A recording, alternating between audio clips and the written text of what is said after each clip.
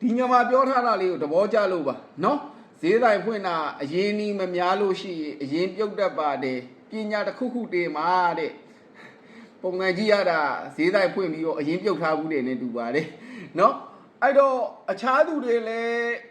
ဘ ഹു တုဒရအောင်ဒါကျွန်တော်သိသလောက်ကျွန်တော်အတွေ့အကြုံလေးနဲ့ရှင်ပြီးတော့ပြပေးပါမယ်နော်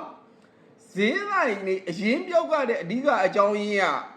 အရင်နီးနဲလို့တခုတည်းရဲ့ကြောင်းတော့မဟုတ်ပါဘူးနော်အရင်နီးနဲလို့တခုတည်းကြောင်းမဟုတ်ဘူးအချက်လက်နေနဲ့တခုအနေနဲ့ဆိုရင်တော့ဗရာလက်ခံနေနော်အဓိကဈေးဆိုင်နေအရင်ပြုတ်ရတဲ့အချက်အနည်းဆုံး5ချက်လောက်လိုတာပေါ့ညီမရေနော်နံပါတ်1အချက်က location မကောင်းလို့ရှိရင်အရင်ပြုတ်နိုင်ရင်ရာခိုင်နှုန်းများပါတယ်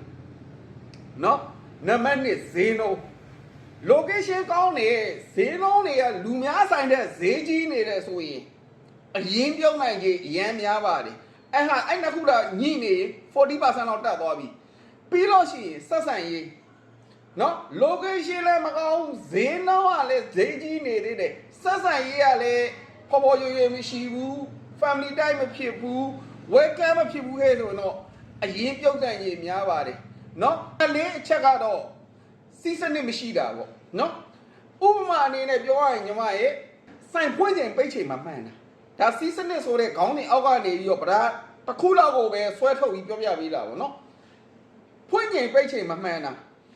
ဗဒါတော့အင်တာနက်ပေါ်မှာအများကြီးမြင်ရတယ်ကိုယ်ပိုင်အလုပ်လုပ်တာကိုဖွင့်ချိန်တဲ့အချိန်ဖွင့်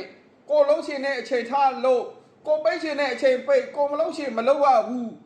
နေလို့ရတယ်လွတ်လပ်လပ်နေလို့ရတယ်ဆိုတဲ့အတွေးတွေနဲ့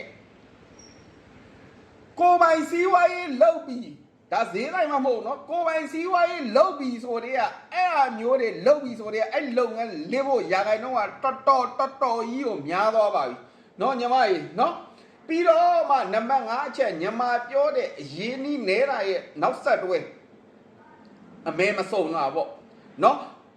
အဲ့ဟာမျိုးဖြစ်လို့ရှိရင်လေအရင်ပြုတ်တတ်ပါတယ်ဒါပေမဲ့အဲ့ဟာကိုရှေ့က4ချက်ကကောင်းနေလို့ရှိရင် location ကောင်းမယ်ဈေးနှုန်းလည်းချိုသားမယ်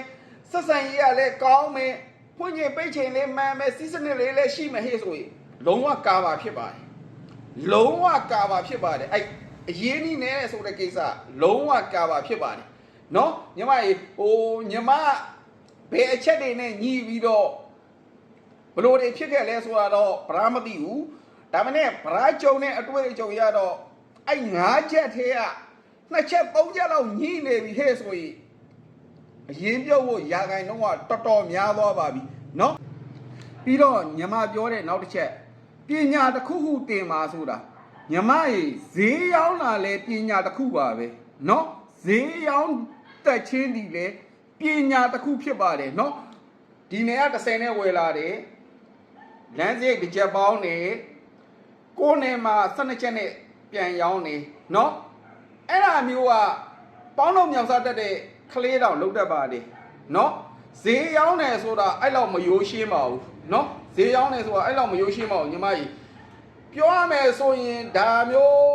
business knowledge share လုပ်ပေးနေတဲ့လူတွေနေတော့အဲ့လိုအတွေးမျိုးတွေးမိတယ်လို့တော့ဗရာယူဆပါတယ်เนาะညီမတွေးတာမှားနေပါတယ်ဈေးရောင်းတာလေပညာတစ်ခုပါပဲเนาะကျွန်တော်ဒီဘောပန်လေးရောင်းပြပေးပါเนาะဟုတ်ကဲ့ကျွန်တော်သိန်းသားအောင်ဝင်းထောင်ပါလို့เนาะ